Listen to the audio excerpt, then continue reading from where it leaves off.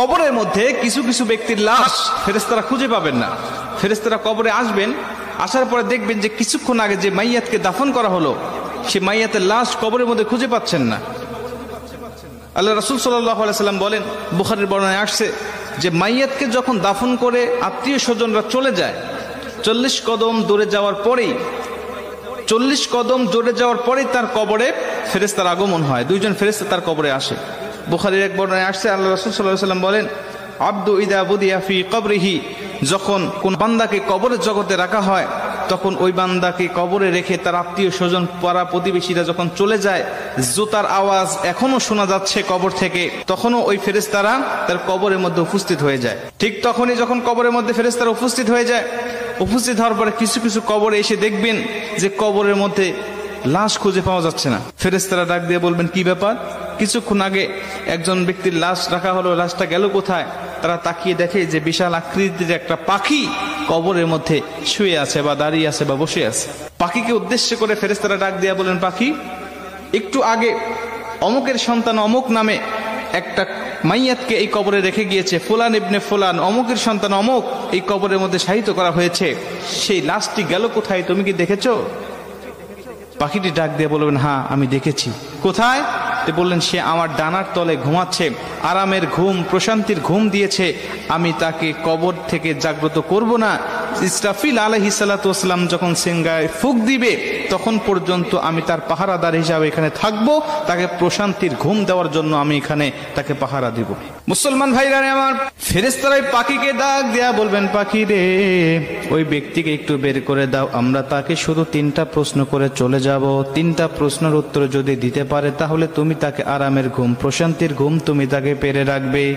পাখিটি ডাক দেয়া বলেন, না, আমি তাকে বের করে দিব না, আমি তাকে বের হতে দেব না, আমি তাকে ডাক দিতে পারবো না। খবরদার তোমরাও উচ্চস্বরে কথা বলবে না। বান্দা বড় ক্লান্ত শ্রান্ত শরীর নিয়ে, দেহ নিয়ে দুনিয়াতে আল্লাহর ইবাদত বন্দেগী করে এসেছে, আমি তাকে প্রশান্তির ঘুম পাড়িয়েছি, এই ঘুম থেকে আমি তাকে জাগনা করতে পারবো না। জোরে কোন সুবহানাল্লাহ। আমি তাকে জাগনা করতে পারবো না ঘুম থেকে। ফেরেশতারা ডাক দিয়া বলবেন, তোমাকে জাগনা করতেই হবে, কারণ আমি তাকে 3টা প্রশ্ন করব, তাকে রব সম্বন্ধে, দিন সম্বন্ধে আর নবী সম্বন্ধে তার কেমন ধারণা আছে, আমি তার কাছ থেকে এই জবাবদিহিটা নিতে চাই। তারপরে তুমি তাকে আরামের ঘুম, প্রশান্তির ঘুম তুমি তাকে পারাবে, যদি সে উত্তরগুলো দিতে পারে। আর যদি না দিতে পারে তাহলে তার কবরটা হবে জাহান্নাম, জাহান্নামের গর্ত, তাকে জাহান্নামের বিভিন্ন আযাবগুলো ভক্ষণ করতে হবে। মুসলমান ভাইরা আমার, পাখিটির সঙ্গে সঙ্গে ডাক দিয়া বলেন, ফেরেশতা, তুমি জানো না এই ব্যক্তিকে আমার আল্লাহ পাক ভালোবাসেন, এবং আমি যে পাখি আকারে তোমরা আমাকে দেখতে পাচ্ছ, আমি দুনিয়ার কোনো পাখি নয়, আমি হলাম এমন একটি আমল।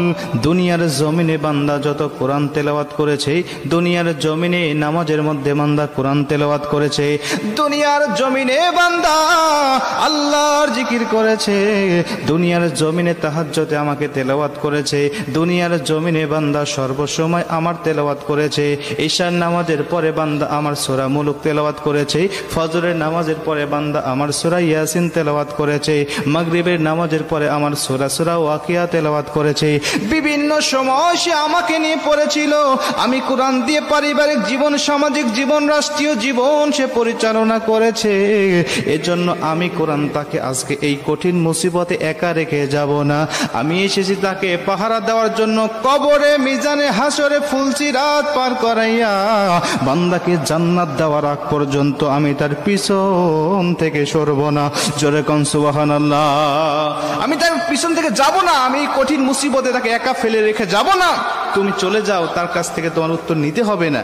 তিনি ডাক দিয়া বলবেন, না, উত্তর দিতেই হবে, বের করে দাও। বলছেন, তোমার যদি সাধ্য থাকে তাহলে তুমি আমার ডানার তল থেকে তাকে বের করে নাও। ফেরেশতারা তার ডানার তলে খুঁজবেন, তন্ন তন্ন করে খুঁজবেন। হাদিস শরীফের মধ্যে আসছে, কিন্তু লাশটি খুঁজে পাবেন না তারা। মুসলমান ভাইরা আমার, ফেরেশতারা আল্লাহকে ডাক দিয়ে বলে, মালিক, অমুকের সন্তান অমুককে এই কবরের মধ্যে কিছুক্ষণ আগে রেখে গিয়েছিল তার আত্মীয় স্বজন, কিন্তু এখন তো তার কবরে তাকে পাই না, কেন?